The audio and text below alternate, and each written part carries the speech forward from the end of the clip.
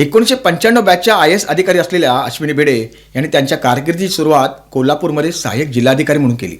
त्यानंतर सिंधुदुर्ग जिल्हा परिषद, नागपूर, विविध जिल्ह्यांमधील प्रशासन, राज्यपालांचे संयुक्त सचिव, शालेय शिक्षण विभागाचे सचिव, MMRDAचे अतिरिक्त आयुक्त, मुख्यमंत्री देवेंद्र फडणवीस यांचे अतिरिक्त मुख्य सचिव अशा अनेक महत्त्वाच्या पदांवर काम करत त्यांनी एक सशक्त, कडक आणि परिणामकारी अधिकारी म्हणून स्वतःची ओळख निर्माण केली. त्यांच्या कामात एक गोष्ट नेहमी दिसून आली: निर्णय घेण्याची तयारी आणि काम पूर्ण करण्याची जिद्द. पण त्यांच्या कारकिर्दीला खरी ओळख मिळाली ती मुंबईत, आणि विशेषतः मुंबई मेट्रो प्रकल्पामुळे.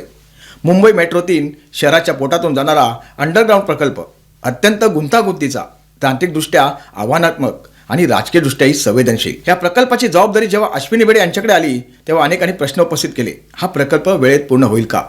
इतक्या अडचणींमध्ये तो पुढे जाईल का? पण भिडे यांनी त्यांच्या खास शैलीत काम सुरू ठेवलं. अडथळे आले, विरोध झाला, तांत्रिक समस्या आल्या, पण त्या थांबल्या नाहीत. त्यांनी प्रकल्प पुढे नेला आणि म्हणूनच प्रशासनात त्यांना नाव मिळालं मेट्रो वुमन. मात्र जिथे मोठं काम असतं तिथे वादही मोठे असतात, आणि संपूर्ण प्रवासात सगळ्यात मोठा वाद ठरला आरे कॉलनीतील मेट्रो कारशेड.